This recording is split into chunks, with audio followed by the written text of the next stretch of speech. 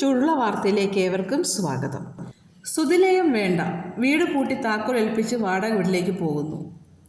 Viral താരമായ രേണു സുധിയും കുടുംബവും താമസിക്കുന്ന സുതിലയം എന്ന വീടിൻ്റെ ചോർച്ചയാണ് ഏതാനും ദിവസങ്ങളായി സോഷ്യൽ മീഡിയയിലെ ചൂടുള്ള ചർച്ചാ വിഷയം. മഴ പെയ്യുമ്പോൾ വീടിനകത്തേക്ക് വെള്ളം വീഴുന്നുണ്ടെന്നുള്ള രേണു സുധിയുടെ വെളിപ്പെടുത്തലാണ് വലിയ ഒച്ചപ്പാടുകൾക്ക് തുടക്കമിട്ടത്.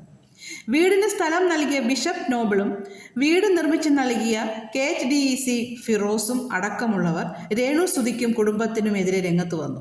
തൻ്റെ കുടുംബം ആ വീട്ടിൽ താമസിക്കുന്നു എന്നതാണ് എല്ലാവരുടെയും പ്രശ്നമെന്ന് രേണു സുധി പറയുന്നു.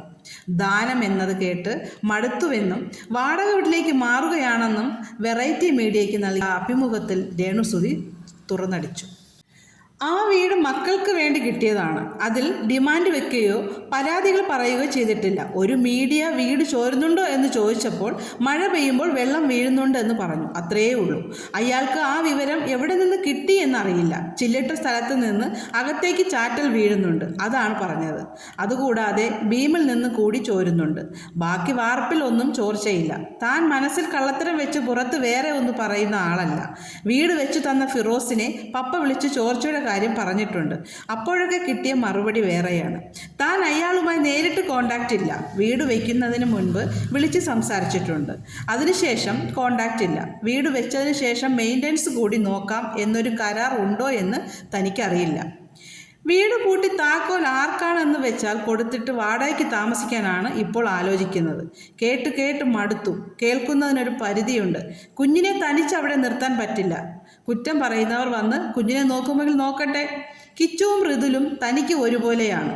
കിച്ചു വലിയ കുട്ടിയാണ്, മറ്റവൻ ചെറിയ കുട്ടിയാണ്. തനിച്ചു നിർത്താനാവില്ല. ആ വീട്ടിൽ ഞങ്ങൾ നിൽക്കുന്നു എന്നതാണ് ഈ കുറ്റം പറയുന്നവരെല്ലാം പറയുന്നത്. അപ്പോഴാണ് ആലോചിച്ചത് വീട് പൂട്ടി താക്കോൽ ഏൽപ്പിച്ച് വാടകയ്ക്ക് പോകാമെന്ന്. കിച്ചു ആ വീട്ടിൽ നിൽക്കാത്തതിൻ്റെ പേരിലാണ് ഓരോരുത്തർ കിടന്ന് പറയുന്നത്. കിച്ചു പഠിക്കാൻ പോയതാണ്. അവൻ കൊല്ലത്ത് നിന്നാണ് പഠിക്കുന്നത്. ഇതിനു മാത്രം കേൾക്കാൻ എന്താണ് തങ്ങൾ ചെയ്തിട്ടുള്ളത്? തന്നെ പറയുന്നു, വീട്ടുകാരെ പറയുന്നു. തങ്ങൾ ആ വീട്ടിൽ നിൽക്കുന്നു എന്നതാണ് നെഗറ്റീവ് പറയുന്നവരുടെ പ്രശ്നം. ഞങ്ങളുടെ വീടല്ലല്ലോ. താൻ ഷൂട്ടിങ്ങിന് പോകുമ്പോൾ പപ്പയും അമ്മയും ആണ് കുഞ്ഞിനെ നോക്കുന്നത്. അവരെ ഇറക്കിവിടാൻ പറ്റുമോ? അവർ അഭയാർത്ഥികളായി വന്നു നിൽക്കുന്നു എന്നൊക്കെയാണ് ആൾക്കാർ പറയുന്നത്. മരിച്ചുപോയ ആളുടെ മക്കൾക്കല്ലേ വീട് കൊടുത്തത്. അവരിപ്പോൾ പറയുന്നു സുധിച്ചേട്ടൻ്റെ കുടുംബത്തെ ഉദ്ദേശിച്ചാണെന്ന്.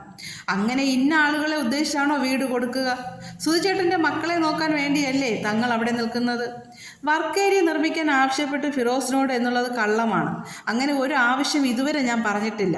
പൈസ കിട്ടുമ്പോൾ ഞങ്ങളത് ചെയ്തോളാം എന്നാണ് പപ്പ പറഞ്ഞത്. വീട് വച്ചതിൻ്റെ കംപ്ലീഷൻ സർട്ടിഫിക്കറ്റ് ഇതുവരെ കിട്ടിയിട്ടില്ല. അതിനെക്കുറിച്ചും ചോദിച്ചിട്ടുണ്ട്.